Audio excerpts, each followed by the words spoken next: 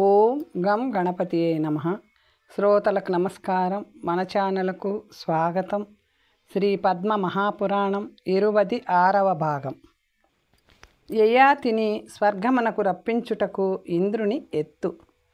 యమధర్మరాజు దూతలందరితో కలిసి దేవబృందములతో కూడియున్న ఇంద్రుని చూడడానికి వెళ్ళెను. ధర్మరాజును సురరాజు చూచి త్వరగా లేచి ఉత్తమమైన అర్ఘ్యము ఇచ్చెను. నీ రాకకు కారణము ఏమిటి? నా ముందు అంతయు చెప్పమనెను. దేవరాజు మాటలను వినిన యమధర్మరాజు యయాతి గొప్ప చరితమునంతయును వివరించెను. దేవదేవేశ, నా ఆగమన కారణమును వినుము. ఓ దేవేశ, నా ఆగమనమునకు కారణమును ఇప్పుడే చెప్పెదను వినుము. విష్ణు భక్తుడైన నహూషని పుత్రుడు భూలోకంలోనున్న మానవులందరినీ విష్ణు భక్తులుగా చేసెను. భూలోకమును వైకుంఠముగా చేసెను. అచ్చటి మానవులు అమరులైన మానవులకు దుఃఖ కారణములైనను జరామరణ వివర్జితులై పాపములు చేయుటలేదు. వారు అసత్యమును పలుకుటలేదు. కామక్రోధ విహీనులై లోభమోహ వివర్జితులైరి. ఆ మహాత్ములందరూ దానశీలురై ధర్మపరాయణులైరి.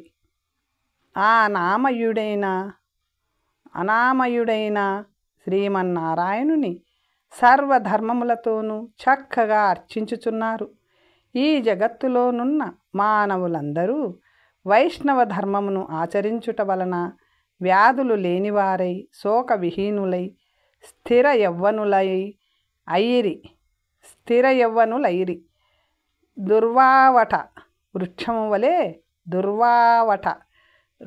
వృక్షము వలె వారు ఈ భూలోకములో విస్తరించిరి. పుత్రులతోనూ పౌత్రులతోనూ ప్రపౌత్రులతోనూ ముని మనవులతోనూ వారి పుత్రులతోనూ పౌత్రులతోనూ ఒక వంశము నుంచి మరొక వంశమునకు విస్తరించినది. ఇట్లు నహూషపుత్రుడు లోకమునంతటిని విష్ణు భక్తులుగా చేసెను. ప్రజలను జరా మృత్యు వివర్జితులను చేసెను. నాకు పని లేకుండా పోయినది. పదభ్రష్టుడనైతిని. నా కర్మను నాశనం కలిగించు ఉన్నదంతయు నీకు చెప్పాను. ఓ సహస్రాక్ష, ఇది తెలుసుకొని లోకమునకు హితము చేయుము. నీవు అడిగినదంతయు చెప్పాను. ఇంద్రా, నేను నీ వద్దకు వచ్చుటకు కారణమిదియే. ఇంద్రుడు ఇలా పలికెను. ధర్మరాజేంద్ర, నేను మొదటే మహాత్ముడైన యయాతిని స్వర్గమునకు రప్పించుటకు దూతను పంపితిని. దూత కూడా అతనితో మాటలాడెను. నేను స్వర్గమును కోరుట లేదు. నేను స్వర్గమునకు రాబోను. ఈ భూమండలముననే స్వర్గరూపముగా చేతును అని యయాతి మహారాజు పలికెను. అదే రీతిలో ప్రజాపాలనను చేయుచున్నాడు. అతని ధర్మ ప్రభావమునకు నేను కూడా సదా భయముతోనే ఉన్నాను అనెను. అప్పుడు ధర్ముడు ఇలా పలికెను. దేవరాజా, మహానుభావ, నాకు ప్రియము కోరిన వాడవైతే ఏదైనా ఒక ఉపాయముతో ఆ భూపతిని స్వర్గమునకు తీసుకొని రమ్ము.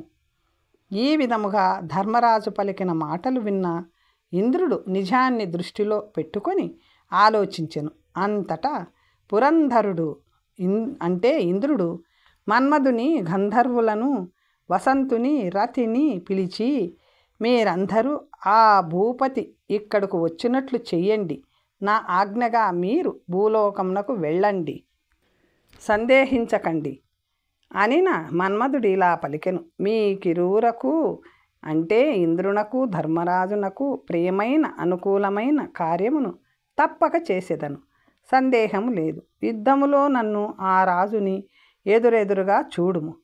ఇట్లు పలికి వారందరూ యయాతి ఉన్న చోటికి వెళ్ళిరి. నట రూపములో, నాటకాలు వేసేవారి రూపంలో కామాదులందరూ రాజు వద్దకు వెళ్ళి ఆశీర్వాదములు, అభినందనలు పలికి వారి నాటకము గురించి చెప్పిరి. వారి మాటలు విని భూపతి అయిన యయాతి గొప్ప పండితులతో దేవరూపమైన సభను ఏర్పాటు చేసెను.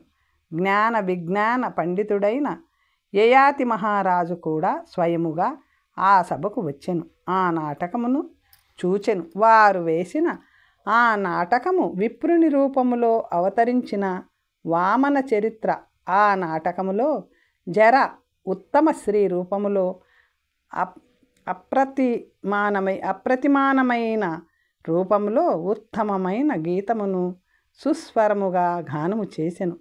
ఆమె గీత విలాసముతో, లలిత హాస్యముతో, మధుర ఆలాపనతో, మన్మధుని మాయతో వారందరూ మోహితులైరి. పూర్వము వింధ్యావళిలో ఉన్న బలిరూపమును ఉన్నది ఉన్నట్లుగా మన్మధుడు వేసెను.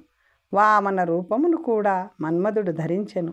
ఆ నాటకమునకు మన్మధుడే స్వయముగా సూత్రధారి. వసంతుడు పారిపార్శ్వకుడు, సహాయకుడు. రతి నటివేషము ధరించి భర్తను ఆనందపరిచెను. ఆ నాటకములో రతి నాట్య ప్రదర్శన చేయుచుండగా మకరందుడు మహారాజును క్షోభింపచేసెను. భూపతి అంటే యయాతి ఉత్తమమైన ఆమె నాట్యమును చూస్తూ గానమును వింటూ అలా అలా మోహితుడయ్యెను.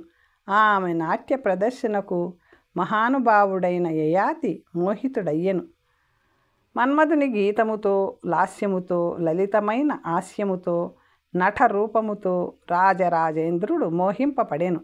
మలమూత్ర విసర్జనము చేసిన యయాతి మహారాజు కాళ్ళు చేతులు కడుగుకొనకయే ఆసనములో కూర్చొనెను. అంతట మెంటని జర రాజును చేరెను. మన్మధుడు ఇంద్రహితముగా కార్యమును ఆచరించిన వాడయ్యెను.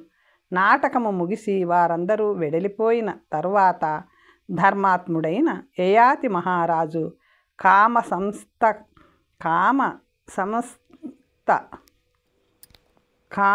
సంస్తక్త మనస్కుడై, కామమోహములతో మోహితుడై, విహ్వలుడై, వికలేంద్రియుడై, ఆతిముగ్ధుడై, ధర్మాత్ముడైనను విషయములచే ఆకర్షించబడెను. ఒకసారి యయాతి మహారాజు వ్యసనాతురుడై వేటకు వెడలెను. మోహరాగవశుడైన ఆ యయాతి వనమున విహరించుచుండెను. మహారాజు సరసముగా క్రీడించుచుండగా 4 కొమ్ములతో ఒక అద్భుత మృగము వచ్చెను. ఆ మృగము జింక. సర్వాంగ సుందరముగా, బంగారు వర్ణ కేశములు గల రూపముతో, రత్నముల వంటి కాంతితో, చిత్రమైన అంగములతో చూచుటకు మనోహరముగా ఉన్నది. రాజు బాణమును ధనస్సును చేతిలో ధరించి వేగముగా ఆ మృగము వెంట పరిగెత్తెను. ఆ మేధావి ఎవరో రాక్షసుడు వచ్చెనని తలచెను. ఆ మృగము కూడా రాజును ఆకర్షించి చాలా దూరం కొనిపోయెను. రథము యొక్క వేగముతో దాని వెంట పడుట వలన శ్రమతో అలసిపోయెను. ఆ మహారాజు చూచుచుండగానే ఆ మృగము అంతర్ధానమయ్యెను. ఆ రాజు అక్కడ నందనవనమును పోలిన అద్భుతమైన వనమును చూచెను. అందమైన వృక్షములతో, పంచభూతములతో చక్కగా శోభించుచున్నది. పెద్ద పెద్ద చందన వృక్షములతో, అరటి చెట్ల సమూహములతో, వకుళ, అశోక, పున్నాగ, నారికేళ, తిందుక, పూగీఫల, ఖర్జూర, కుముద, సప్తపర్ణక వృక్షములతో, బాగా పూచిన కర్ణికారములతో, ఎల్లప్పుడూ ఫలములతో నున్న నానా వృక్షములతో, పూల వాసనలతో నిండిన కేతక పాటలములతో నున్న ఆ వనమును వీక్షించుచున్న మహారాజు ఉత్తమ సరస్సును చూసెను. పవిత్ర జలముతో కూడియున్నది. 5 యోజనముల విస్తీర్ణము కలదు. అంశకారండవాది జలపక్షుల నాదములతో నిండినది. కమలములతో పరిమళింప చేయబడుచున్నది. తెల్ల కలువలతో, ఎర్ర కలువలతో, బంగారు వర్ణ కలువలతో శోభించుచున్నది.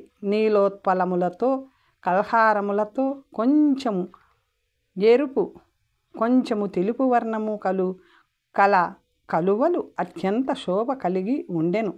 మధించిన తుమ్మెదల ఝూంకారనాదం అంతటా నిండినది. ఇట్లు సకల గుణములు గల ఉత్తమ సరస్సును చూసెను.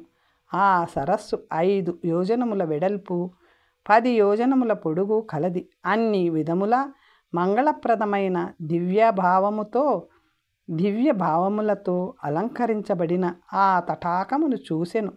రథవేగముతో అలసినవాడు, శ్రమచే పీడించబడినవాడు ఆ సరస్తీరమున చల్లని మామిడి చెట్టు నీడలో కూర్చొనెను.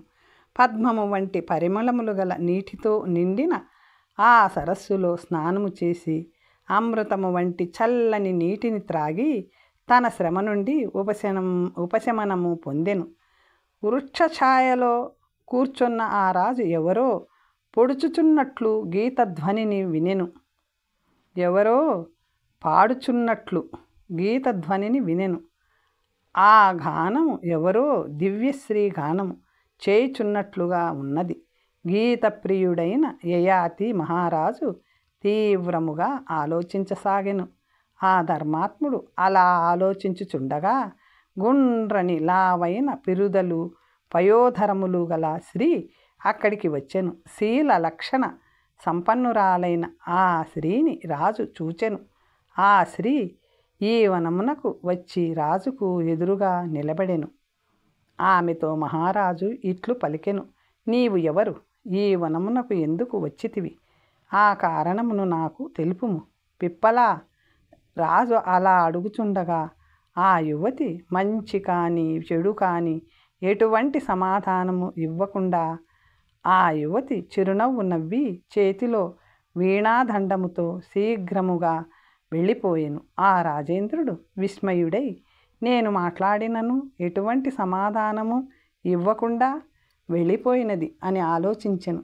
తిరిగి యయాతి ఇలా ఆలోచించెను, నేను చూసిన 4 కొమ్ములతో బంగారు వర్ణము ఉన్న జింక ఈ స్త్రీయే అయి ఉండవచ్చు. ఇది దానవుల మాయారూపము అయి ఉండును. ఇది నిజము. ఆ రాజు ఇట్లు యోచించుచుండగా ఆ నారీ రాజువైపు చూచి నవ్వి ఆ వనంలో మాయమైపోయెను. అంతలోనే సుస్వరముగా పరమ దివ్యమైన మూర్ఛాన యుక్తమైన రాగతాళయుక్తమైన గానము వినెను. ఆ గీతధ్వని వినవచ్చిన చోటికి మహారాజు త్వరగా వెడలెను. ఆ సరస్సు చివర సహస్రదళములు గల ఉత్తమమైన ఒక పద్మము కనిపించెను. ఆ పద్మముపై సర్వశ్రేష్ఠురాలు, శీలరూప గుణాన్వితురాలు, దివ్యలక్షణ సంపన్నురాలు, దివ్యాభరణ భూషితురాలు, దివ్యభావములతో వీణాదండమును చేత తాల్చి శోభించుచుండెను. తాళమాన లయాన్వితముగా సుస్వరముగా గానము చేయుచుండెను. ఆ గీత ప్రభావముచే చరాచరములను, సకల ముని గణములను, దేవతలను, దైత్య గంధర్వ కిన్నెరలను మోహింప చేయుచుండెను. రూపముతో తేజస్సుతో శోభించుచున్న ఆ యువతిని చూసి ఈ చరాచర ప్రపంచమున ఇటువంటి సుందరి మరొకటి లేదు అని భావించెను. పూర్వము మన్మధుడు యయాతి శరీరములో ప్రవేశింపచేసెను. ఇప్పుడు ఇతనిలో మహాకామము ప్రకటమయ్యెను. అగ్నిహోత్రము నేతిని స్పృశించిన వెంటనే జ్వాలలు ఎగుయునట్లు ఆ యువతిని చూచిన మహారాజులో కామము ప్రకటితమయ్యెను. అందమైన కన్నులు కల ఆ యువతిని చూసి ఆ మహారాజు మన్మథ అవేశిత హృదయుడయ్యెను. విశ్వమును మోహింపచేయు ఇటువంటి రూపవతిని నేనిదివరకు చూడలేదు. ఇట్లు ఒక క్షణము ఆలోచించిన మహారాజు మనసు కామముతో నిండెను. ఆమె విరహముతో ఆ మహారాజు లోభమును చెందెను. కామాగ్నిచే దహింపబడుచు కామజ్వరముచే పీడించబడుచుండెను. ఈమె నాదిగా ఎట్లగును? నా యందు ఈమెకు ప్రేమ ఎట్లు ఉదయించును? ఈ పద్మముఖి పద్మలోచన నన్ను ఆలింగనము చేసుకునినచో, ఈమె నాకు లభించినచో నా జీవితము సఫలమగును.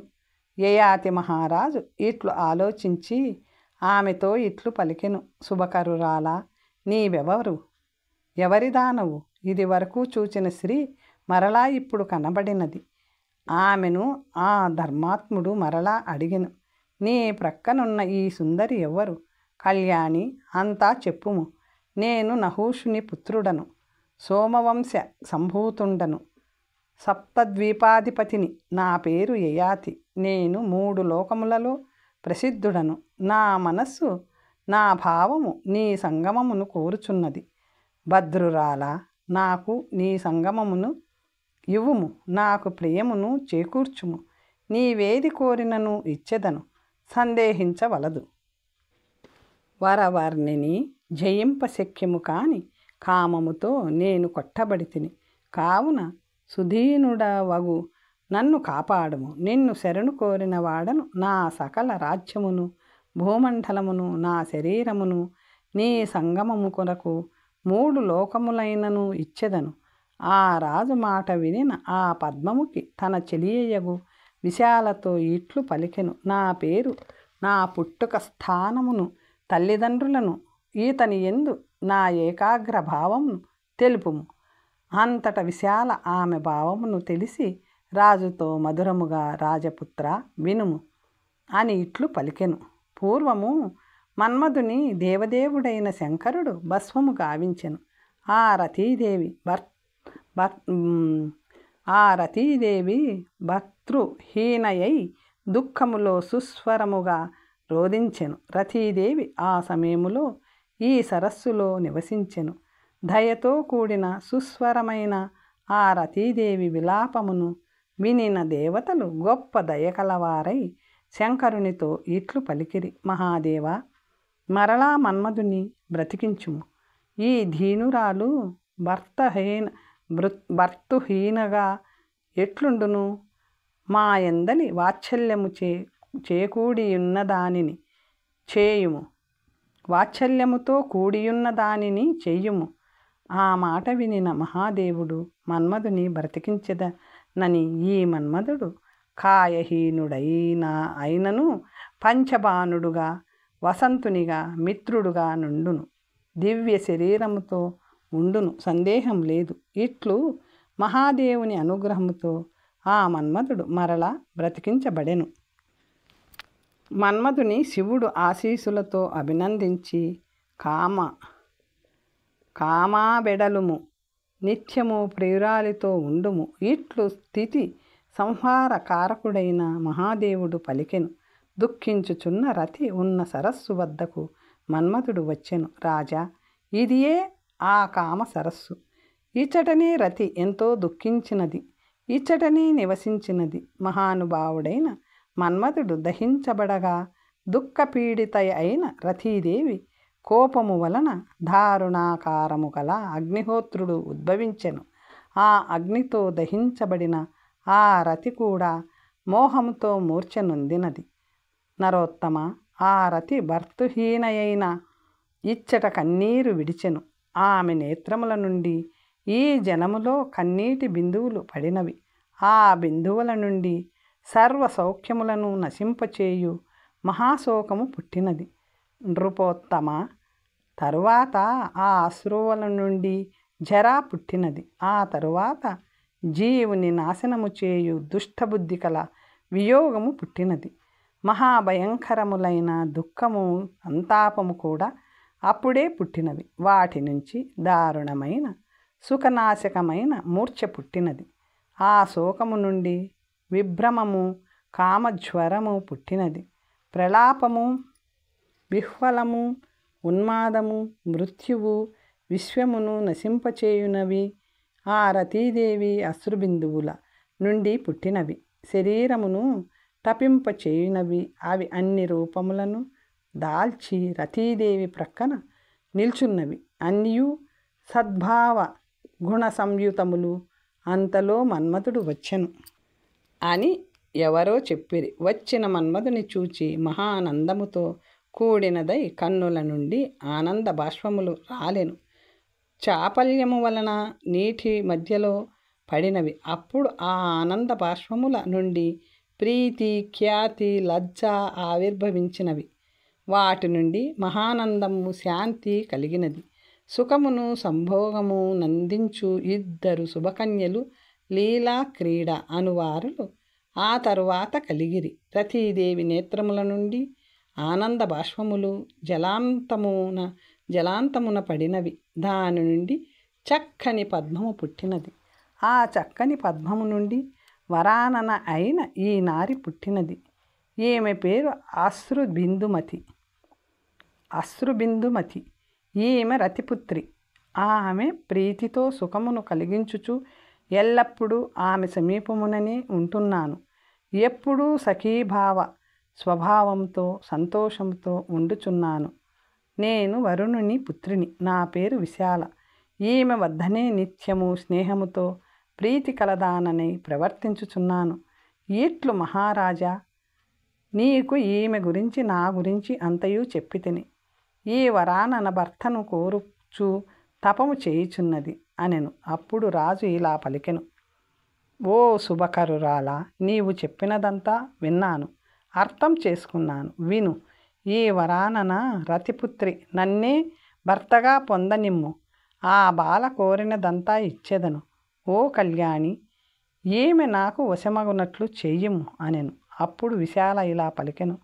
మహారాజా, ఈమె వ్రతమును తెలిపెదను, వినుము. యవ్వనముతో నున్నవానిని, సర్వజ్ఞుని, వీర లక్షణములు కలవానిని, దేవరాజంతటి వానిని, ధర్మాచారములు కలవానిని, తేజస్వి, మహాప్రాజ్ఞుడు, దాత, యాగములు చేయువారిలో శ్రేష్ఠుడు, గుణములను ధర్మభావమును బాగా తెలిసినవాడు, పుణ్యము కలవాడు, ఈ లోకములో ఇంద్రుడు చక్కని యజ్ఞములతో ధర్మతత్పరుడు, సర్వైశ్వర్య సమోపేతుడు, రెండవ నారాయణుని వలె నున్నవాడు, దేవతలకు బ్రాహ్మణులకు అధిక ప్రీతి పాత్రుడు, బ్రాహ్మణుల యందు ప్రీతి కలవాడు, వేద తత్వములు తెలిసినవాడు, మూడు లోకములందు ప్రసిద్ధి పొందిన పరాక్రమము కలవాడు, ఈట్టి గుణములు కలవాడు, మూడు లోకములచే పూజింపబడువాడు, చక్కని బుద్ధి కలవాడు, సుప్రియుడు, సుందరుడు అయిన వానిని ఈ సుందరి భర్తగా కోరుచున్నది. యయాతి ఇలా పలికెను. ఈట్టి గుణములు కలవాడనైన నేను ఇప్పుడు ఇక్కడికి వచ్చాను. ఆ సృష్టికర్త నా రూపములో ఆమెకు భర్తగా సృష్టించెను, సందేహము లేదు అనెను. అప్పుడు విశాల ఇలా పలికెను. ఓ రాజా, ఈ మూడు లోకములలో నీవు పుణ్య సమృద్ధుడవని నాకు తెలియను. ఇంతకు ముందు చెప్పిన లక్షణములన్నీ నీలోనే ఉన్నది. అయితే నీలోనున్న ఒక్క దోషము వలన ఈమె నిన్ను మన్నించుటలేదు. నీవు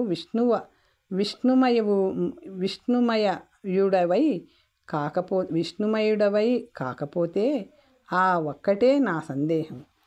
యయాతి ఇలా పలికెను. ఆ సర్వాంగ సుందరి, నన్ను మన్నించపోవటానికి గల ఆ ఒక్క కారణమును నీవే చెప్పుము. ఆమె నా యందు ప్రసన్నురాలు కావలేను అనెను. అప్పుడు విశాల ఇలా పలికెను. ఓ జగత్పతి, నీ దోషము నీకు తెలియకుండా ఎట్లుండును? నీ శరీరము వార్ధక్యముతో వ్యాపించబడి ఉన్నది గాన ఈ సుందరి నిన్ను అంగీకరించుట లేదు. ఇట్లు ఆమె పలికిన అప్రియమైన గొప్ప మాటలను వినిన మహారాజు గొప్ప దుఃఖము కలవాడై ఆమెతో ఇట్లనెను. భద్రురాలా, ఈ జరాదోషము నాది కాదు. ఎవరి సంసర్గము వలన ఎప్పుడు వచ్చినదో, నా శరీరమును ఎట్లు ఆక్రమించినదో నాకు తెలియదు. శుభురాలా, ఈ సుందరి మూడు లోకములలో అత్యంత దుర్లభుడైన వానిని ఎవరిని వరించినను అతనిని ఈమెకు ఈయదలిచితిని. అట్టి ఉత్తమ వరుని కోరుమనుము. విశాల ఇలా పలికెను. రాజా, నీవు జరాహీనుడవైనచో ఈ సుందరి నీ ప్రియురాలగును. రాజా, ఇది ముమ్మాటికి నిజము. నేను నిజమునే చెప్పుచున్నాను. రాజా, శృతి ఇట్లు చెప్పుచున్నది. పుత్రునికి, సోదరునికి, భృత్యునికి జరను సంక్రమింపచేసినచో అతని శరీరములోనే సంచరించును. అతని యవ్వనమును నీవు తీసుకొని నీవు జరను అతనికిచ్చినచో ఇరువురికి చక్కని ప్రీతి కలుగును. ఎవరు కృపతో ఆత్మదానము చేతురో అతనికి అట్టి ఫలము కలుగును. ఇందులో సందేహము లేదు. ఎంతో కష్టపడి సంపాదించిన పుణ్యమును ఇతరులకు దానం చేసినచో అది గొప్ప పుణ్యమగును. అట్టి గొప్ప పుణ్యఫలము లభించును. నీ పుత్రునికే ఈ జరనిచ్చి అతని తారుణ్యమును నీవు తీసుకొనుము. అప్పుడు నీవు సుందరునిగా రమ్ము. నీవు ఈ సుందరిని అనుభవించదలిచినచో అట్లు చేయము అనెను. అప్పుడు విశాల పలికిన మాటలను యయాతి వినెను. యయాతి ఇలా పలికెను. ఇట్లు విశాల మాటలు వినిన యయాతి మహారాజు, మహానుభావురాల, అట్లే కానిమ్ము, నీ మాటను నిజము చేసెదను అని పలికెను. కామాసక్తుడు మూఢుడైన యయాతి మహారాజు ఇంటికి వెళ్ళి పుత్రులను పిలిచి తురు, పురు, కురు, యదువులను పిలిచి ఇట్లు పలికెను. పుత్రులారా, మీరు నాకు సుఖప్రదమైన పనిని చేయవలేను, నా మాట వినవలేను అనెను. అప్పుడు పుత్రులు ఇలా పలికిరి. పుత్రులు శుభమైనను అశుభమైనను తండ్రి మాటను ఆచరించవలేను. తండ్రి త్వరగా చెప్పుడు, మేము తప్పక చేసేదము, ఇందులో సందేహము లేదు. ఇట్లు పుత్రుల మాటలను వినిన యయాతి మహారాజు సంతోషముతో నిండిన మనస్సు కలవాడై వారితో ఇట్లు పలికెను.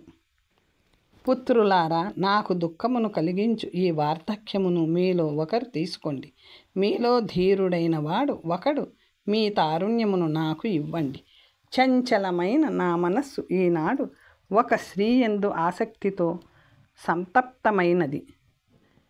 నీటితో నిండిన పాత్ర చుట్టూ అగ్ని ఎలా వేగంగా తిరుగుతుంటుందో అలాగే కామముతో నా మనస్సు చలించుచున్నది. దుఃఖమును కలిగించే ఈ వార్ధక్యమును మీలో ఒకరు తీసుకొని మీ ప్రాణ యవ్వనము నాకివ్వండి. నా ఇచ్ఛానుసారముగా సంచరించెదను. నా జరను తొలగించిన ఉత్తమ పుత్రుడు నా రాజ్యమును అనుభవించును, నా వంశమును ధరించును. అతనికి సౌఖ్యము, చక్కని సంపద, ధన ధాన్యములు, విపులమైన సంతతి, యశస్సు, కీర్తి కలగగలవు అనిన పుత్రులు ఇలా పలికిరి. ఓ రాజా, నీవు ధర్మపరుడవు, సత్యవంతుడవై ప్రజలను పాలించువాడవు. ప్రకృతి చాపలమగు ఇటువంటి భావం నీకేల కలిగినది అనిరి. అప్పుడు రాజు ఇలా పలికెను.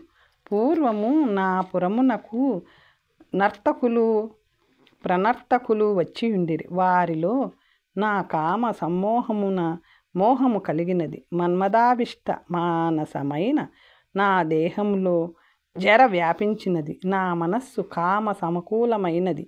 నేను ఒక దివ్య రూపము గల స్త్రీని చూచితిని. నేను మాటలాడితిని, కానీ ఆ స్త్రీ ఏమీ పలుకలేదు. ఆమె సఖి విశాల చక్కని విచక్షణ గలది. నాకు సౌఖ్యమును కలిగించు మాటలను పలికినది. నీవు జరాహీనుడవైనచో ఈ సుప్రియ నీదగును అని పలికినది.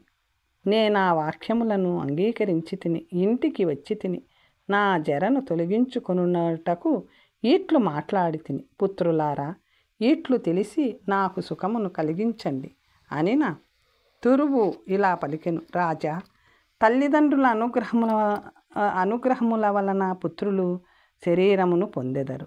ఓ రాజా, శరీరముతో ధర్మమును ఆచరించును. పుత్రులు విశేషించి తల్లిదండ్రులను సేవించవలెను. రాజా, ఇది నీకు యవ్వనమును దానము చేయు కాలము కాదు. రాజా, నరులు మొదటి వయస్సులో విషయములను అనుభవించవలెను.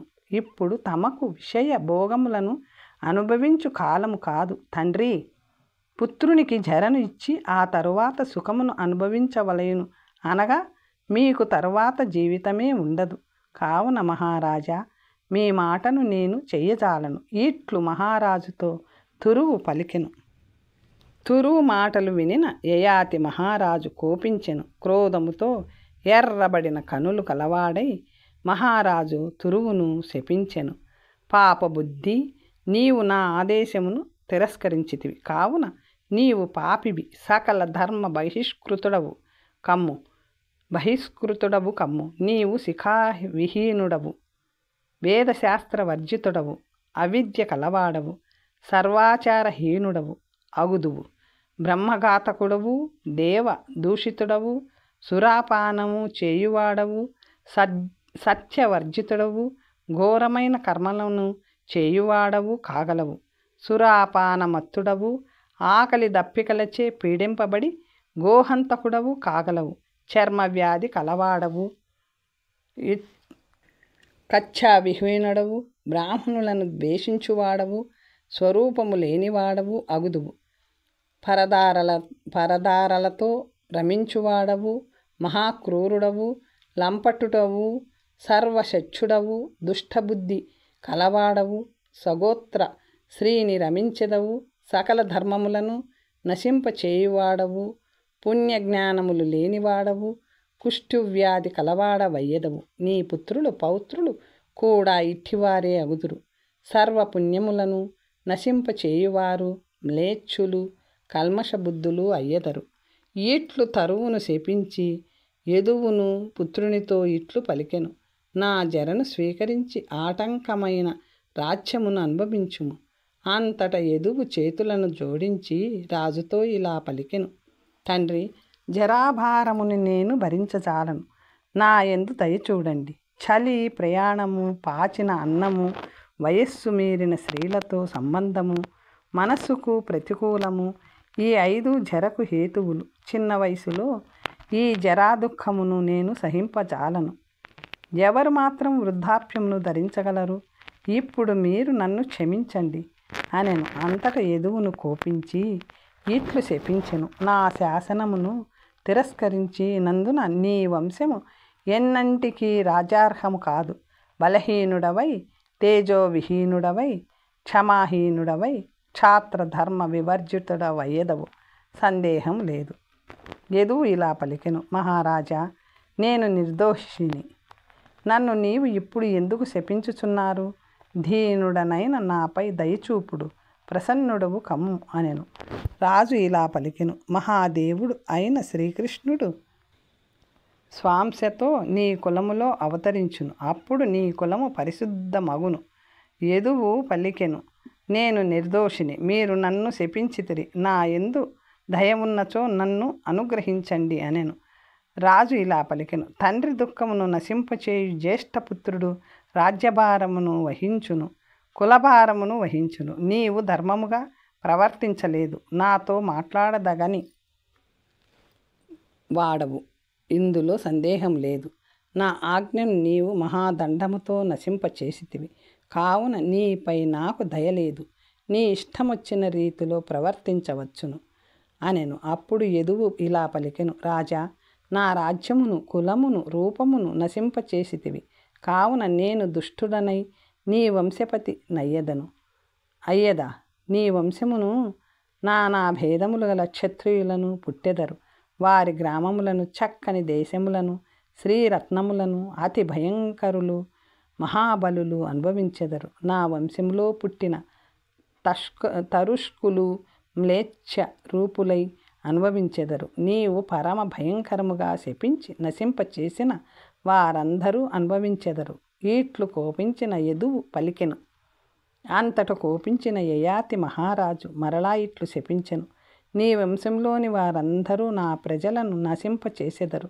బాగా వినుము. సూర్యుడు, చంద్రుడు, నక్షత్రములు ఉన్నంత వరకు మ్లేచ్ఛులు కుంభీపాక రౌరవ నరకములను అనుభవించెదరు. ఆ తరువాత యయాతి మహారాజు బాలుడు ఆడుకొనుచున్న కురువును చూచి సకల లక్షణ సంపన్నుడుగానున్న అతనిని రాజు పిలువలేదు. అతను శిశువని తెలిసి రాజు విడిచిపెట్టెను. శర్మిష్ఠాపుత్రుడు పుణ్యాత్ముడు అయిన పురూరువుని జగదీశ్వరుడైన యయాతి పిలిచి, నా జరను తీసుకొనుము. నేనిచ్చిన రాజ్యమును శత్రువులు లేని దానిని అనుభవించుము అనెను. పురూరువు పలికెను. తమ తండ్రి గారు అనుభవించినట్లుగా రాజ్యమును తామే అనుభవించుడు మీ ఆజ్ఞను పరిపాలించెదను. మీ వృద్ధాప్యమును నాకివ్వండి. నా యౌవనముతో ఇప్పుడు తాము సుందర రూపమును ధరించి విషయాసక్త చేతనులై మంచి కర్మలను ఆచరించుము, భోగములను అనుభవించుము. ఆ సుందరితో కోరుకున్నంత కాలము విహరించుము. నేను బ్రతికున్నంత కాలము జరను ధరించెదను. పూరువిట్లు పలుకగా యయాతి మహారాజు గొప్ప సంతోషము కలవాడై పూరువుతో ఇట్లు పలికెను. పుత్ర, నా ఆజ్ఞను భంగపరచలేదు గాన నీకు బహు సౌఖ్యప్రదమైన దానిని ఏర్పరచెదను. నా ముసలితనమును స్వీకరించి నీ యవ్వనమునిచ్చితివి కాన నేనిచ్చిన రాజ్యమును అనుభవించుము. ఇట్లు మహారాజు పలుకగా ఆ పూరువు కూడా అతని నుండి జరను తీసుకొని తన యవ్వనమును అతనికిచ్చెను. ఇట్లు తండ్రి కొడుకులు వయో